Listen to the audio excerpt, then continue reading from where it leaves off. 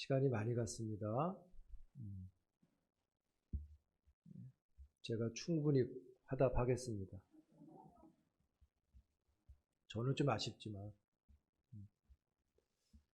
우리 장로님이 기도 중에 베델로 올라가라는 말씀을 언급했습니다. 야곱이 베델에 올라가서 하나님의 은혜를 얻죠. 그 은혜는 이스라엘이라고 하나님이 직접 그를 불러주셨다는 겁니다. 야곱에게 이스라엘이라고 하는 이 이름을 부르심은 큰 의미가 있어요. 왜냐하면 장자의 명분을 자기만 갖고 있었는데 이 모든 것이 하나님께로부터 허락되어졌다고 보시면 됩니다. 이제부터 너는 진짜 언약의 후손의 장자의 복을 누리게 될 거다라고 말씀하신 거죠. 야곱이 베델에서 하나님의 큰 은혜를 누리고 오늘 성경의 본문에 보면 내용이 그렇습니다. 에브랏이라는 동네로 옮겨갑니다. 에브랏은 베들레헴이라고 보시면 돼요. 세겜에서 베델로, 베델에서 더 아래쪽인 베들레헴으로 가는 길에 라헬이 세상을 떠나게 됩니다. 떠나게 된 이유는 라헬이 둘째 아들 출산하는 중에 난산으로 인해서 세상을 떠나게 돼요. 큰 슬픔을 얻습니다. 야곱이 묘비를 세웠다 그랬어요. 아마도 라헬을 향한 야곱의 마음이 그만큼 크다고 보여집니다. 아내가 묻혀있는 그곳을 장막을 치지 않고 그가 계속해서 고향 땅으로 나아갑니다. 야곱의 모습이 조금 달라졌어요. 예전 같았으면 여기 머물 만도 한데 고향을 향해 갑니다. 즉 약속의 땅 가는 겁니다. 그 약속의 땅은 아버지가 있는 헤브론이었어요. 근데 오늘 성경에 보니까 베들레헴에서 가다가 라헬이 죽고 야곱이 아델 망대라고 하는 곳에 장막을 쳤다고 되어 있는데 이것은 베들레헴과 헤브론 중간쯤에 있는 목자들의 망대라고 보시면 돼요. 목자들이 어떤 목적을 갖고 여기 모여서 이 망대를 통해서 살피는 곳이라고 보면 됩니다. 그곳에 잠깐 장막을 치고 고향을 향해 계속 전진해 가고 있는 중에 야곱에게 엄청난 사건이 일어납니다.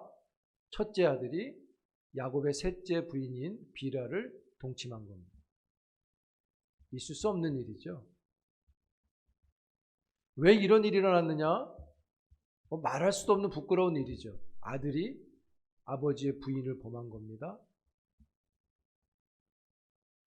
여러 가지 해석이 있겠지만 상황을 놓고 볼 때 이 사건이 라헬이 죽고 나서 일어났기 때문에 또 이 비라가 라헬의 여종이잖아요. 야곱의 집이 라헬 중심으로 세워져 있는데 라헬이 죽음으로 야곱의 집을 레아의 중심으로 바꾸고 싶어하는 레아의 첫째 아들 르우벤의 생각이 아니었을까라고 보여집니다. 그렇게 보는 근거는 말씀드렸듯이 라헬이 죽고 난 다음에 이 일이 벌어졌다는 데 있어서 충분히 생각해 볼 여력이 생기는 것 같아요. 왜냐하면 아버지가 좀 싫을 수도 있죠. 왜? 모든 게 라헬 중심으로 됩니다. 그리고 모든 게 요셉 중심으로 됩니다. 첫째 아들로서 그 마음에 쿡 하는 걸 갖고 있을 것 같아요. 근데 이유가 어쨌든 생각할 수 없는 일이 집에 일어난 거죠. 부끄럽고 어떻게 해결할 수 없는, 이미 엎질러졌습니다. 야곱의 집에 샬롬이 있겠다 싶었는데 샬롬이 없어요.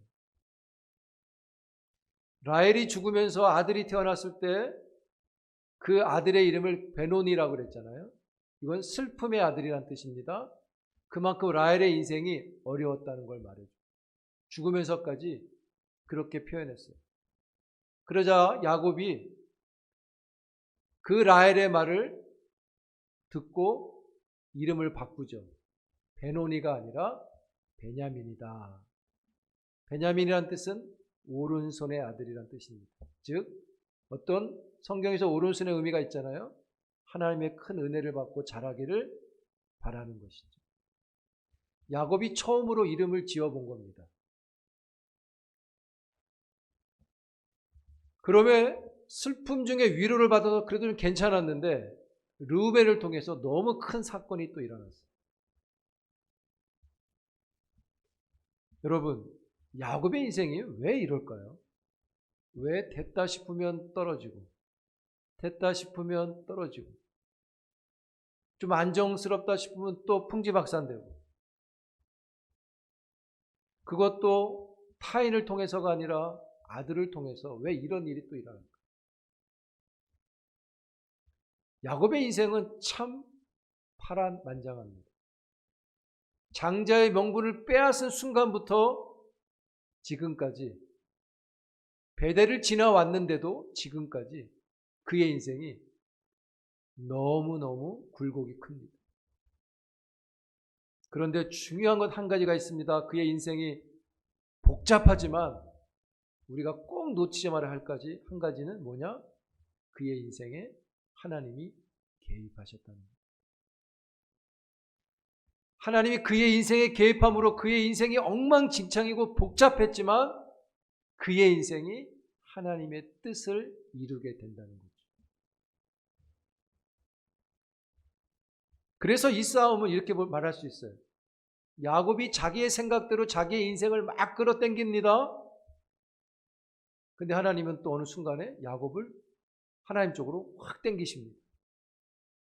그래서 야곱의 인생은 하나님과 밀고 당기기를 계속하는 인생처럼 보여져요. 자기 생각대로 끌었다가 그 생각에 아픔이 있어서 하나님이 또 하나님 쪽으로 훅 당겨주시는 거죠. 장자의 명분을 빼앗을 때부터 계속해서 밀고 당기는 인생을 보여줘요.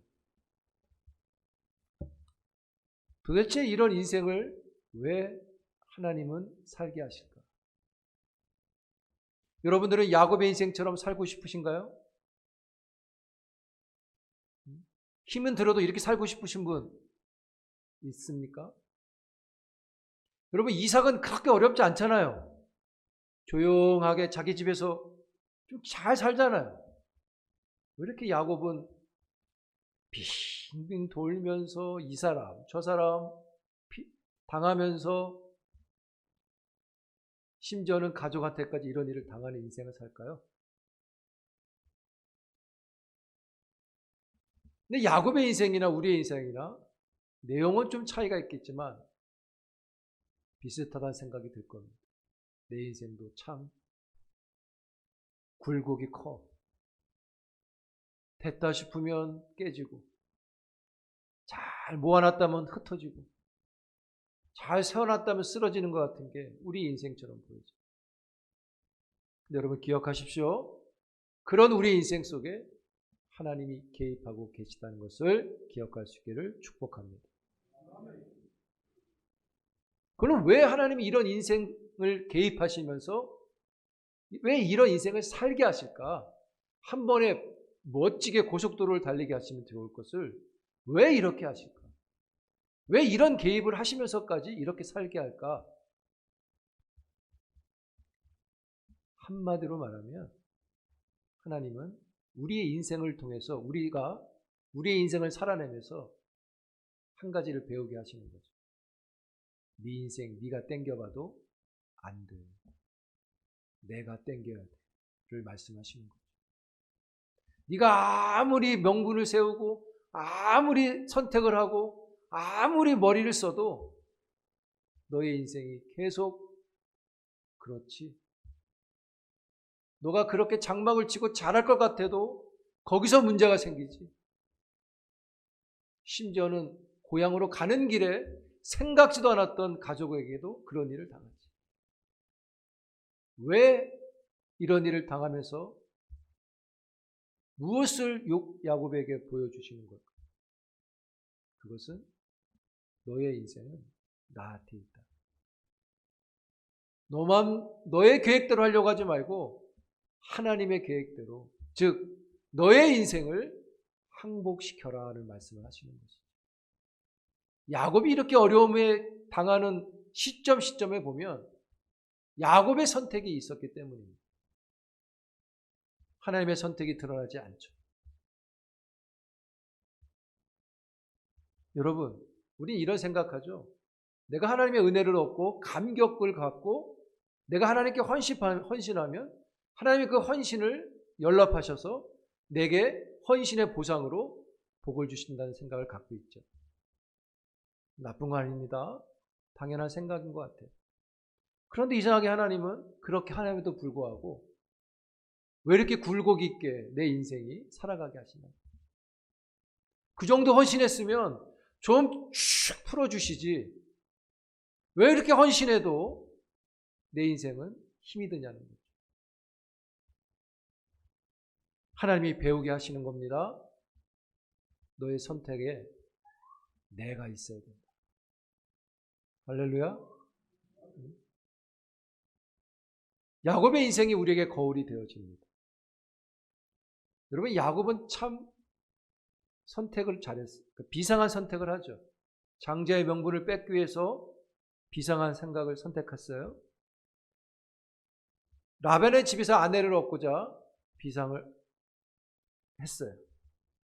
그 집에서 재산을 얻을 때도 비상했고, 에서를 만날 때도 약복강에서 비상한 일을 치루었고, 또 천세계 복을 받으려고 비상하게 선택했고, 심지어는 세겜도 비상하게 선택한 거죠. 근데 그 야곱의 비상한 선택이 야곱의 인생을 만들지 못했다는 겁니다. 누가 만드셨어요? 다 하나님이 만드셨다. 오히려 그의 선택이 그에게 화살이 되어 돌아왔어요. 그 화살 앞에서 하나님이 전환점을 주시잖아요. 하나님이 만드신 거예요. 사랑하는 성도 여러분, 이런 인생을 살게 하시는 것은 하나님이 배우게 하시는 겁니다. 우리가 만나는 인생과 우리가 살아가는 위기 속에서 하나님이 등장하셔야만 우리의 인생이 만들어진다는 것을 야곱의 인생을 통해 보여주고 계신 거죠. 야곱의 인생 속에 야곱이 만들어낸 답은 없어요. 하나님이 답을 내셨죠. 사랑하는 성도 여러분, 여러분의 인생에 삼위 하나님이 계신 것을 인정할 수 있기를 축복합니다. 그리고 우리도 굴곡 같은 인생 속에서 배우는 것을 통해서 하나님께 항복할 수 있기를 바랍니다. 여러분 보세요. 야곱이 자기가 자기 인생을 채우려고 한 것과 하나님이 야곱의 인생을 채워주신 것과 비교해 보시기 바랍니다. 어떤 차이가 있는가?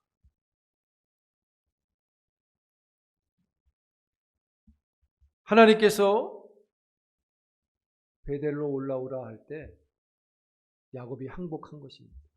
그래서 여러분, 항복한 야곱이 바뀌어집니다. 루벤의 이 큰 사건을 당하고 성경에 보면 야곱이 알았더라 이렇게. 자기 아들이 자기 부인을 범한 걸 알았어요. 그럼 어떻게 해야 됩니까? 막대기 들고 가서 패야죠. 이놈의 새끼하고 막 때려야 되는 거 아니에요? 예를 들어 나가 하든지. 그런데 성경은 침묵합니다. 야곱이 침묵해요. 근데 이 침묵이 기다리는 침묵인 것을 창세기 49장에 가면 알 수 있어요. 하나님 앞에서 이 일에 대해서 야곱이 어떠해야 되는지를 알기에 하나님께 일을 맡기고 참는 것입니다. 달라졌습니다. 하나님을 주인으로 모시고 나서 야곱이 달라졌어요. 달라진 야곱의 모습이 성경에 잘 나옵니다. 35장에 보면 1절, 2절, 뭐 6절, 9절 이렇게 12절인가 쭉 14절 보면 야곱이 나와요. 그런데 베델을 통해서 새로워진 야곱이 있은 후에는 21절부터인가요? 이스라엘이 바뀌어요. 야곱이 등장하지 않아요. 야곱은 자기가 만드는 인생이었어요. 근데 이제부터 이스라엘이 만드는 인생을 사는 거죠. 그래서 뭐라 그럽니까? 21절, 22절인가 보면 이스라엘이 나아갔더라. 옛날 같으면 안 나갔을 텐데 하나님께로 나아가는 것입니다. 하나님 약속 있는 곳으로 전진해 가는 거죠.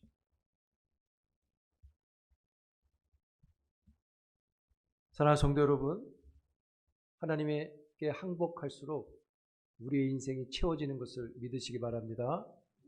우리가 성실히 일하지만, 성실히 삶을 감당하지만 내가 다 하는 것이 아니라 하나님이 내 인생에 계셔야 됨을 고백해야 되는 것이죠. 하나님이 조연이 아니라 주연이 되어집니다. 야곱의 인생이 베델을 통해서 그렇게 되었죠.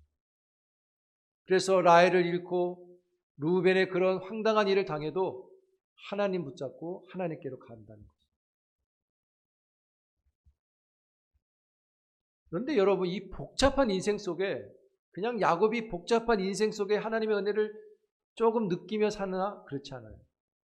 하나님은 그 복잡한 인생 속에 당신의 뜻을 이루신다는 거예요. 오늘 성경에 보면 그 첫째 루벤의 사건, 그 다음에 막내 베냐민의 출생 나오죠. 그 12아들의 이름이 나오죠. 오늘 성경은 그런 이야기를 하는 겁니다. 야곱이 복잡한 인생을 사는 것 같지만 하나님의 뜻이 이루어진다는 거예요. 여러분, 베냐민의 출생은 라헬이 죽었지만 베냐민의 출생은 이스라엘의 12지파가 되어지는 은혜가 됩니다. 그리고 루벤의 이런 고발은 루벤이 장자지만 장자의 자격이 없음을 고발해요. 그리고 시므온과 레위가 살육을 했죠. 세겜 사람들 역시 장자의 자격이 없음을 고발하죠. 성경에 나오지 않지만 장자의 명분은 넷째 아들 유다에게로 가는 겁니다. 그리고 하나님의 언약이 만민이 복을 누리게 하신다 그랬잖아요. 그 언약을 유다 자손이 감당을 하고 그 유다 자손에서 만민이 복을 받고 구원받게 하는 예수 그리스도가 오는 것이죠. 하나님의 뜻은 더 구체적으로 이루어져 갑니다. 그의 삶이 너무 복잡했어도 하나님이 하시는 것이죠. 사랑하는 성도 여러분, 하나님이 우리의 인생의 주인 되기를 축복합니다. 하나님이 하시는 거예요.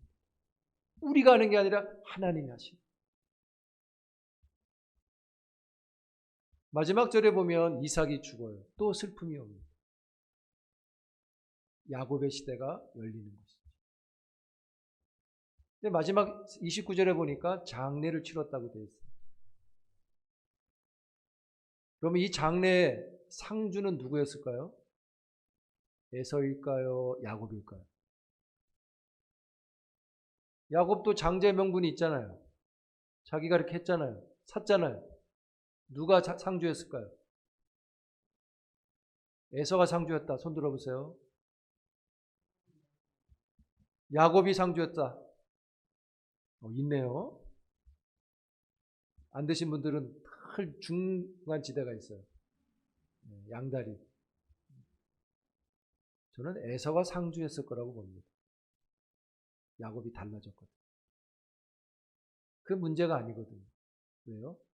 하나님이 하시고. 장자의 명분을 막 내세워서 내가 장자 상주야 라고 하지 않았을 거예요. 그래서 문맥에 보면, 흐름에 보면 오히려 더 둘이 화해를 한 모습처럼 보여져요. 하나님이 하시는 거예요.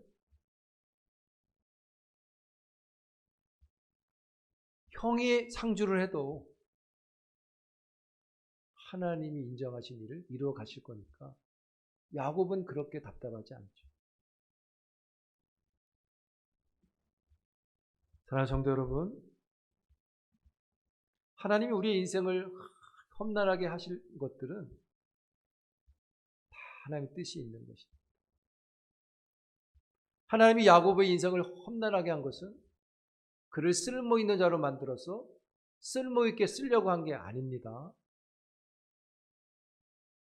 그가 해도 안 된다는 것을 배우며 하나님이 하신다는 것을 알게 하시는 것이죠. 그래서 항복하고 싶은 마음을 갖게 하는 것입니다.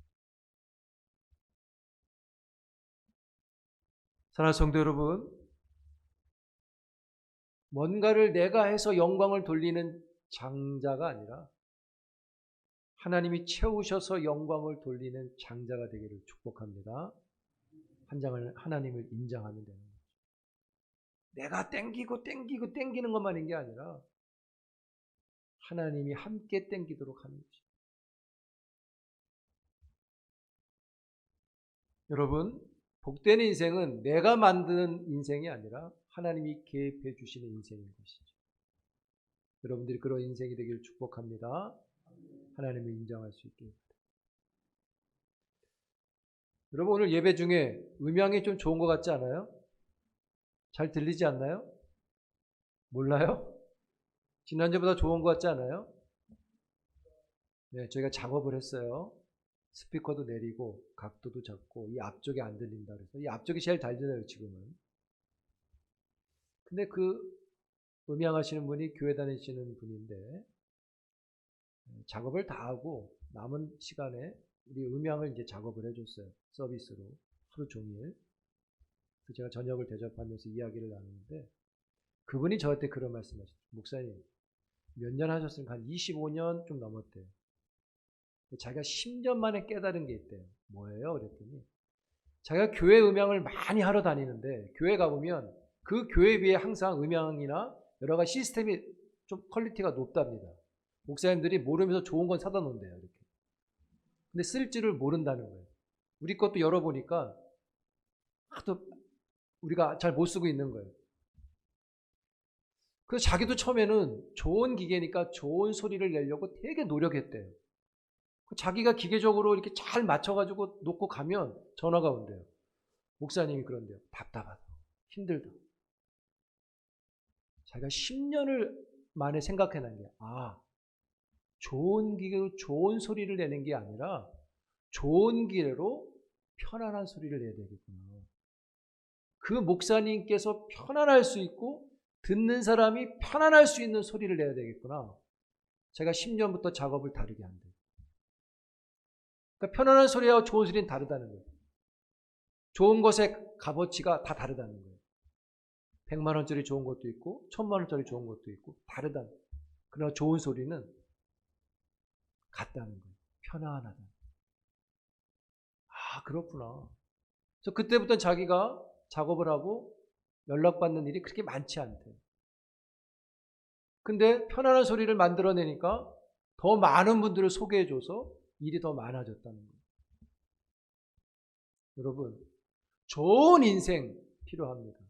그러나 평안이 있는 샬롬이 있는 인생이 되기를 축복합니다. 좋은 건 끝이 없어요. 2천만 원짜리 듣고 3천만 원짜리 듣고 5천만 원짜리 듣고 음향 하나에 1억짜리도 있답니다. 그러나 그것이 편안한 소리하고는 다르다는 거예요. 좋은 신앙 좋은데 샬롬이 있는 평안한 신앙이 있기를 축복합니다. 하나님을 인정하는 것이고 그 하나님께 항복할수록 내려놓을수록 책임감을 하나님께 돌릴수록 편안한 것입니다. 내가 멀리서 하나님께 보이는 게 아니라 하나님이 하실 수 있도록 내가 순종해가는 일, 그것이 우리 모두에게 있어서 샬롬이 있는 인생, 신앙, 주의 종들이 되기를 주의 이름으로 축복합니다. 기도합니다. 하나님 감사합니다. 하나님이 하시는 일들을 보게 하시고 굴곡 같은 우리의 인생 속에 하나님이 개입하십니다. 그 하나님을 의지하며 신앙을 이루어가는 주의 종들 되게 하옵소서. 예수님 이름으로 기도합니다.